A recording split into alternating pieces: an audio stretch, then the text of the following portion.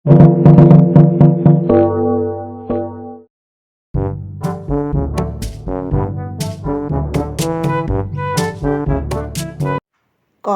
ভারী বদমেজাজি। কেউ যদি তার কথা না শোনে কিংবা তার মুখের উপর কেউ কোনো কথা বলে, তাহলে তিনি অগ্নিশর্মা হয়ে ওঠেন। তখন যা কাণ্ড করে বসেন তার বলার নয়। সেই জন্যে বাড়ির সবাই, পাড়া প্রতিবেশী সকলে কর্তার সঙ্গে একটু হিসেব করে সমঝে চলে। কর্তার বাড়ি যাত্রা হচ্ছে, সীতাহরণের পালা। বাড়ির উঠোনে লোক থই থই করছে। কর্তা আসরের মাঝখানে বসে একেবারে তন্ময় হয়ে যাত্রা শুনছেন আর মাঝে মাঝে বাহবা দিচ্ছেন। তার মুখের বাহবা শুনে ছোট ছোট ছেলের দল মহা ফুর্তিতে চটাপট চটাপট হাততালি দিয়ে উঠছে। কর্তা তাতে ভারী খুশি। মাঝে মাঝে ফোকলা দাঁত বেরিয়ে পড়ছে। যাত্রা খুব জমে উঠেছে। পঞ্চবটী বোন, রাম, সীতা, লক্ষ্মণ তিনজনে উপস্থিত। জুরির দল সবে মাত্র গান শেষ করেছে। এমন সময় দর্শকদের ভিড়ের পিছন থেকে পোকায় কাটা একখানা হরিণের ছাল মুড়ি দিয়ে একটা লোক আসরের মধ্যে তড়াক করে লাফিয়ে পড়ল। সীতা অমনি বলে উঠলেন, দেখো দেখো আর্যপুত্র, কি সুন্দর হরিণ, কেমন সোনার মতন রং, আমায় ওই হরিণটি ধরে দাও না। রামচন্দ্র কি বলতে যাচ্ছিলেন, তাকে বাধা দিয়ে কর্তা সজোরে ধমকে উঠলেন, এই হরিণ চাস নে? কর্তার সেই গম্ভীর গলা শুনে রাম সীতা দুহাত পিছিয়ে গেল। শ্রোতারা অবাক হয়ে কর্তার দিকে চাইলেন। দেখা গেল কর্তা সীতার মুখের দিকে এক দৃষ্টিতে ফ্যাল ফ্যাল করে চেয়ে আছেন। কেউ কিছু বুঝতে পারলে না। যাত্রা আবার চলতে লাগলো। সীতা বলতে লাগলেন, ওই দেখো আর্যপুত্র, সোনার হরিণ পালিয়ে যায়, চলে গেলে আর পাবো না। তুমি এখনই ওটাকে ধরে নিয়ে এসো, তোমার দুটি পায়ে পড়ি, ওই হরিণটা আমায় এনে দাও। সীতার কথা শেষ হতে না হতেই কর্তা আবার ধমকে উঠলেন, ফের বলছি, হরিণ চাস নে? বোধহয় কর্তার সেই ধমকেই সোনার হরিণটা প্রাণপণে ছুটে পালালো। আর রামচন্দ্র ধনুর্বাণ হাতে তার পিছনে পিছনে ছুটলেন। তারপর সমস্ত আসর কাঁপিয়ে দূর থেকে মোটা গলায় চিৎকার উঠল, ভাই লক্ষ্মণ, ভাই লক্ষ্মণ, আমি মলুম, আমায় রক্ষা করো, আমায় বাঁচাও। আচমকা সেই বিকট শব্দ শুনে ছেলের দল একেবারে হতভম্ব। কর্তা কেমন হতাশভাবে একটা দীর্ঘশ্বাস ফেললেন।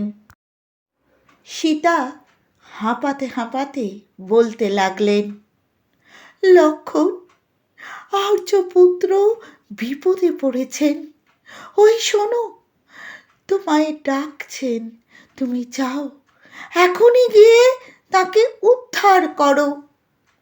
কর্তা বললেন, চুপ কর পোড়ার মুখী। লক্ষ্মণ বললেন, না দেবী, কোনো ভয় নাই, দাদার কোনো বিপদ হয়নি, ও কোনো মায়াবীর মায়া হবে। সীতা কান্নার সুরে বললেন, না গো না, ওই শুনছ না, ওই যে আর্যপুত্রের গলার স্বর। কর্তা বললেন, হ্যাঁ, তুই তো ভারী জানিস। লক্ষণ বললেন, দেবী, আপনার ভ্রম হয়েছে, ও আর্যপুত্রের কণ্ঠস্বর নয়। সীতা এবার রেগেছেন, মনে করছেন লক্ষণ প্রাণের ভয়ে কুটির ছেড়ে যেতে চাইছে না। তাই তিনি বলছেন, কাপুরুষ, কুলাঙ্গার, কদাচারী ভীরু। গালাগালি শুনে লক্ষণ আর থাকতে পারলেন না। তিনি বললেন, আচ্ছা, আমি যাচ্ছি দেবী, কিন্তু যদি বাঁচতে চান তাহলে কিছুতেই এই গণ্ডি পার হবেন না বলে ধনুকের আগা দিয়ে একটা দাগ টেনে তিনি ছুটে বেরিয়ে গেলেন। সঙ্গে সঙ্গে জুরির দল গান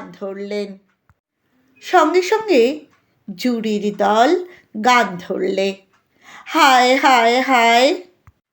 খানসামা এসে কর্তার তামাক দিয়ে গেল।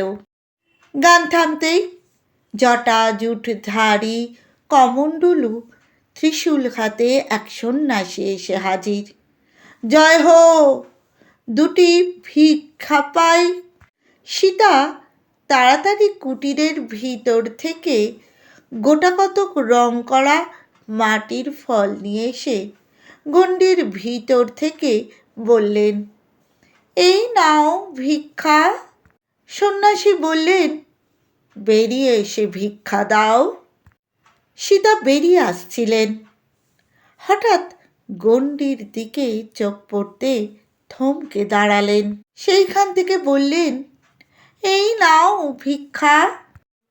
কর্তা তাকিয়া ছেড়ে হঠাৎ একবার সোজা হয়ে বসেই আবার হেলান দিয়ে তামাক টানতে লাগলেন। সন্ন্যাসী বললেন, কাছে এসে ভিক্ষা না দিলে ভিক্ষা নেব না। কর্তা বললেন, হ্যাঁ, ভারী আবদার, না নিবি তো চলে যা।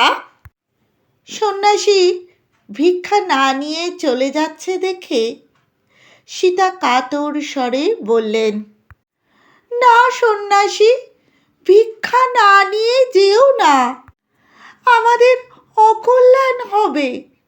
গৃহস্থের ঘর থেকে কি অতিথি ফিরতে আছে?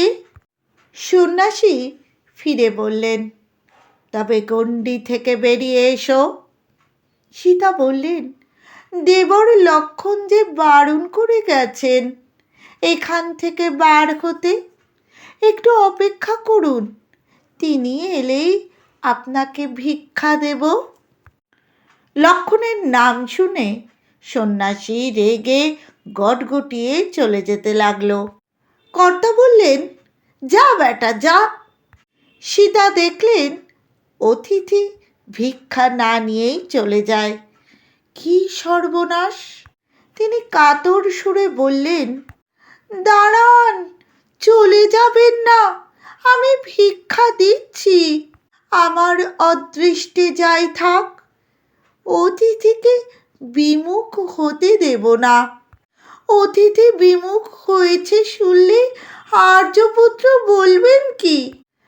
কর্তা বললেন, থাক, অত ধর্মজ্ঞানে কাজ নেই।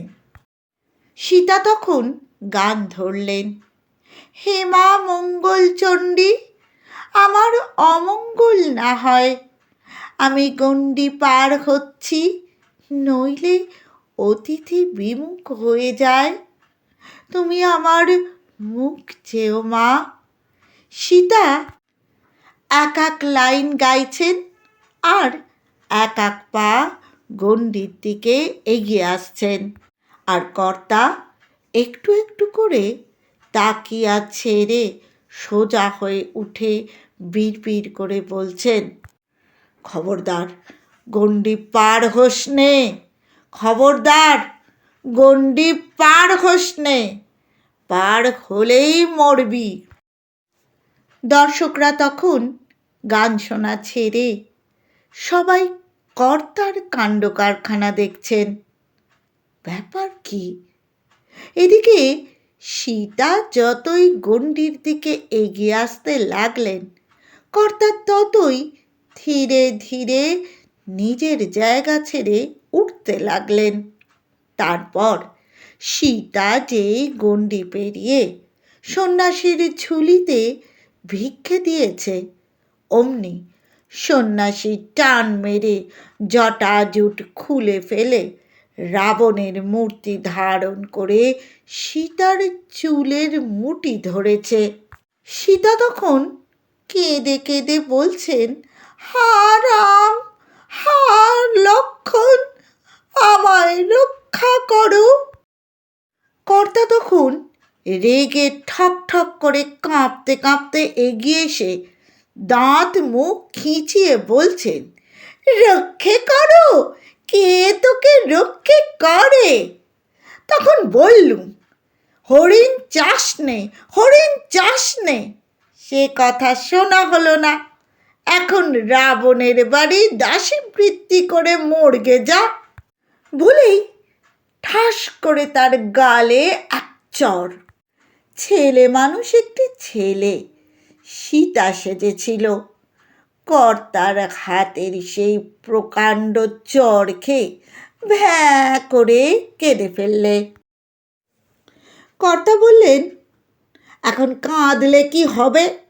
তখন যে বলেছিলুম গণ্ডি পেরুসনি। বলেই কর্তা আর একটা চড় তুললেন। সীতা সেই চড়ের ওজন দেখেই রাবণের হাত থেকে চুলের মুঠি ছাড়িয়ে নিয়ে পালাতে যাবে। কর্তা ফস করে তার হাত ধরে বললেন, পালাবি কোথা? দাঁড়া। বলেই বললেন, রাবণ, লে যাও বেটিকে ধরে। কিন্তু রাবণ তখন কোথায়? সেই গতিক দেখে সীতাকে ফেলে আসর ছেড়ে সাজঘরে সে দিয়েছে। কর্তা নিজেই সীতাকে হির হির করে টানতে টানতে সাজঘরের দিকে নিয়ে চললেন।